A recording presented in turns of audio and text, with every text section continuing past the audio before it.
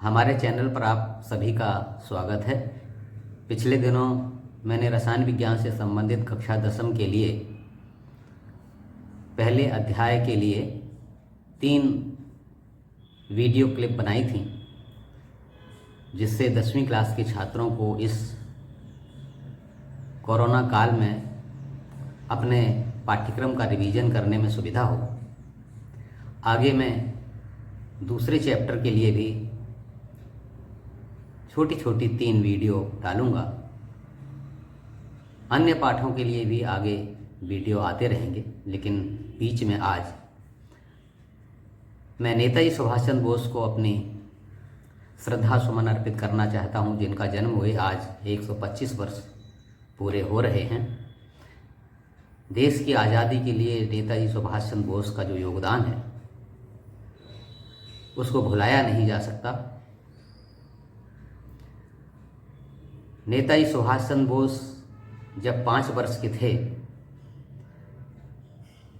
उस समय स्वामी विवेकानंद जी का निधन 1902 में हो गया था। नेताजी सुभाष चंद्र बोस ने एक बार कहा था, यदि ईश्वर ने स्वामी विवेकानंद के चरणों में बैठ करके सीखने का अवसर दिया होता तो मैं अपने को बहुत धन्य मानता। स्वामी विवेकानंद और नेताजी सुभाष चंद्र बोस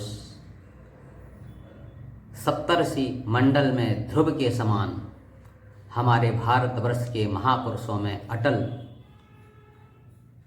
अनवरत जाज्वल्यमान नक्षत्र के रूप में हैं।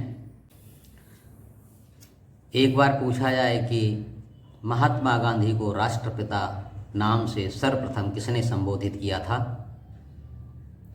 बड़ा आश्चर्य होता कि महात्मा गांधी को नेताजी सुभाष चंद्र बोस ने 6 जुलाई 1944 को जो रेडियो पर उनका भाषण प्रसारित हुआ था रंगून रेडियो स्टेशन से, उसमें सर्वप्रथम नेताजी सुभाष चंद्र बोस ही थे जिन्होंने महात्मा गांधी को राष्ट्रपिता के नाम से संबोधित किया था।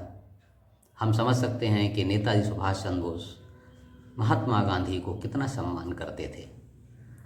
वो बात अलग है कि महात्मा गांधी ने नेताजी सुभाष चंद्र बोस के साथ किस प्रकार का व्यवहार किया, उसको सद्व्यवहार के कोटि में रखा जाए कि दुर्व्यवहार के कोटि में, ये सभी को ज्ञात है। 1944 की परिस्थितियों को जानने के लिए 2-4 बातों का ध्यान रखना आवश्यक है कि विश्व युद्ध 1 सितंबर 1939 को प्रारंभ हो गया था। मित्र राष्ट्र जिस ओर थे, अर्थात ब्रिटेन, फ्रांस, रूस, अमेरिका, ऐसे शक्तिशाली देश, और जो विपरीत दिशा में थे, धुरी राष्ट्र कहते उनको, इटली, जर्मनी, जापान। विश्व युद्ध प्रारंभ हो गया था। ये द्वितीय विश्व युद्ध था, बड़ा भयानक था। अंग्रेजों ने अपने बहुत बड़े भूभाग को दुश्मन राष्ट्रों, धुरी राष्ट्र के हाथों खो दिया था। इसके अतिरिक्त उसने, ब्रिटेन ने अपने बहुत से औपनिवेश देशों को मित्र राष्ट्रों के हाथ में भी जाने दिया और ब्रिटेन की शक्ति जो है सीमित होती चली जा रही थी। नेताजी सुभाष चंद्र बोस उस समय अत्यंत विक्षुब्ध भी थे। एक प्रकार से वो इस अवसर का लाभ उठाना चाहते थे। उनको घर में ही अंग्रेजों ने निरुद्ध कर दिया था। वो इस समय को हाथ से जाने नहीं देना चाहते थे। अंग्रेजों के इस कठिन समय में वो जेल में या घर में निरुद्ध रह करके अपना समय बर्बाद नहीं करना चाहते थे। उनके लिए केवल यही था कि किस प्रकार से हम अपने देश को स्वतंत्र कराएं। इसलिए वो गुप्तवेश से अपने घर से निकलकर भारत की सीमा पार करते हुए अफगानिस्तान और रूस में पहुंचे, और इस प्रकार से नेताजी सुभाष चंद्र बोस ये मालूम करने की कोशिश की कि आखिर हम विदेश में किस प्रकार से एक सशस्त्र संघर्ष बाहर के भारतीयों से सहयोग करके भारत पर हमला करके, सशस्त्र संघर्ष करके अंग्रेज़ों को भगा सकते हैं। इस नाते उन्होंने विश्व के कई देशों में भ्रमण किया। सन 1939 में ये युद्ध प्रारंभ हुआ। 1941 में नेताजी सुभाष चंद्र बोस विदेश की धरती पर पहुंच गए। 1942 में महात्मा गांधी ने क्विट इंडिया आंदोलन का श्री गणेश किया, प्रस्ताव पारित किया कि अंग्रेज इस भारत को अब छोड़ करके चले जाएं। गांधी जी के नेतृत्व में भी जो कांग्रेस हमेशा अनुनय विनय होम रूल की बात करती थी, अंततः महात्मा गांधी ने भी स्वीकार किया कि देश को आज़ाद होना आवश्यक है और उन्होंने क्विट इंडिया, अंग्रेजों भारत छोड़ो आंदोलन का सूत्रपात किया। नेताजी सुभाष चंद्र बोस का भी आकलन है। उन्होंने कहा था, अपने रंगून से ब्रॉडकास्ट में उन्होंने कहा था कि मित्र राष्ट्र जीत भी जाए तो भी अब ब्रिटेन को अमेरिका का पिछलग्गू देश बन के रहना पड़ेगा, उसकी शक्ति अत्यंत क्षीण हो जाएगी। ऐसी परिस्थितियों में ब्रिटेन भारत की धन संपदा के साथ साथ जन संपदा का भी उपयोग करके अपने को मजबूत बनाए रखने का प्रयास करेगा। हम लोगों के सामने स्पष्ट है कि कितनी बड़ी भारतीय सेना उन्होंने विश्व युद्ध में अंग्रेज़ों ने अपनी ओर से लड़ने के लिए लगा दी थी। एक और हिंदुस्तान पर वो हिंदुस्तान को गुलाम बनाए हुए थे, शोषण करते थे, और दूसरी ओर यहाँ के सैनिकों को भी मरने के लिए वो अपनी ओर से ब्रिटिश सेना की ओर से लड़ने के लिए उन्होंने मोर्चे पर भेज दिया था। नेताजी सुभाष चंद्र बोस ने उस पत्र में गांधी जी को लिखा और कहा कि 20 साल के अपने सार्वजनिक जीवन में उन्होंने देखा है कि अपने भारतवर्ष में रहते हुए सशस्त्र क्रांति को करना संभव नहीं है। इन परिस्थितियों में अंग्रेज़ों को अहिंसात्मक आंदोलन से अथवा जन जागरण के द्वारा निकाला जाना अगर संभव होता तो वो इस रास्ते का पूरी तौर से समर्थन करते थे, लेकिन अंग्रेज़ों की रीति नीति और उनका व्यवहार देख करके स्पष्ट होता है कि अंग्रेज अहिंसा के रास्ते अनुनय विनय करके किसी भी प्रकार से भारतवर्ष को छोड़ने वाले नहीं हैं, और वो भारत के जन शक्ति का और धन शक्ति का उपयोग अपने को मजबूत करने के लिए, विश्व में पुनः प्रतिस्थापित करने के लिए ही करेंगे द्वितीय विश्व युद्ध के बाद। इसलिए द्वितीय विश्व युद्ध के दौरान एक ऐसा स्वर्ण अवसर आया है जिसका उपयोग करके भारतवर्ष के अंदर बहुत बड़ी मात्रा में समितियां गठित करके, संघर्ष समितियां स्थापित करके भारत के अंदर से अंग्रेज़ों के खिलाफ युद्ध छेड़ने की आवश्यकता है और बाहर से भी आवश्यकता अनुसार सहायता लेने की ज़रूरत है।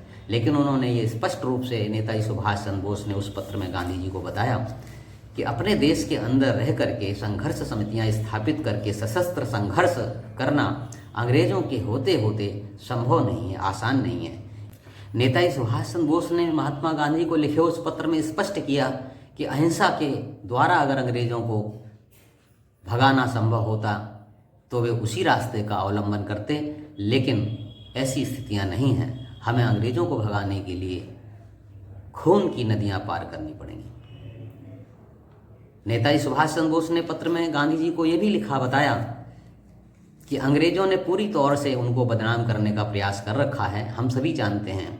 नेताजी सुभाष चंद्र बोस को उन्होंने जापानी प्रधानमंत्री तोजो का कुत्ता तक कहा था, ये सभी को विदित है, इसमें कोई भी और असत्य बात नहीं है।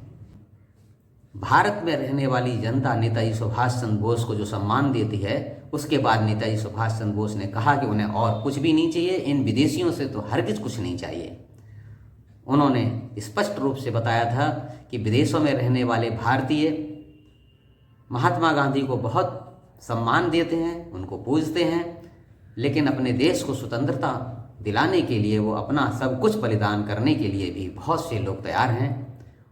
फिर उन्होंने अंतिम पैरा में आज़ाद हिंद फौज के बारे में, आज़ाद हिंद सरकार के बारे में महात्मा गांधी को बताया और उनसे आशीर्वाद देने के लिए कहा। उन्होंने स्पष्ट कहा, आज़ाद हिंद सरकार के गठन से भारत की प्रतिष्ठा विश्व में बढ़ी है। जर्मनी, जापान के अतिरिक्त 7 अन्य देशों ने इस सरकार को मान्यता दी है।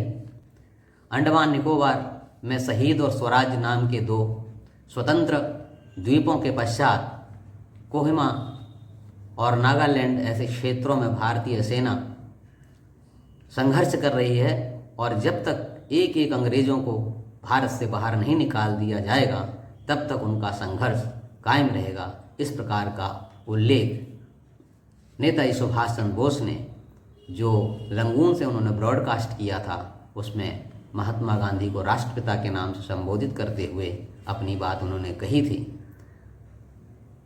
उनके इस पत्र में कितना स्पष्ट होता है कि उनका आकलन कितना सत्य था। लॉर्ड माउंटबेटन ने भी अपनी डायरी में लिखा था 3 महत्वपूर्ण जो उन्होंने कारण देश छोड़ने के बताए थे। उनमें एक, नेताजी सुभाष चंद्र बोस का कुछ अता पता नहीं था। उनको लगता था कि नेताजी सुभाष चंद्र बोस अगर भारत में फिर से उपस्थित हो गए तो उनको जिंदा बच कर के जाना भी मुश्किल होगा। आज़ाद हिंद फौज का संघर्ष देश की आज़ादी के लिए इतना महत्वपूर्ण था जिसको लॉर्ड माउंटबेटन ने अपनी डायरी में लिखा था। इसके अतिरिक्त उन्होंने कहा था कि नेवी और सेना के विद्रोह भी 47 में जो हुए थे उनके परिप्रेक्ष्य में अंग्रेज़ों को भारत के अंदर रुकना किसी भी प्रकार से उचित नहीं है। और तीसरा एक और उन्होंने कारण बताया था कि हिंदुस्तान में राष्ट्रीय स्वयंसेवक संघ से के नाम से बढ़ने वाली एक राष्ट्रीय संगठन की शक्ति जो है अंग्रेज़ों को इस देश में ज़्यादा दिनों तक टिकने नहीं देगी। आज नेताजी सुभाष चंद्र बोस के जन्मदिन पर हमें उनके इस महत्व को स्वर्णाक्षरों में रेखांकित करना चाहिए। जो अपने महापुरुषों को याद नहीं करता वह सही दिशा कभी प्राप्त नहीं कर सकता है। धन्यवाद।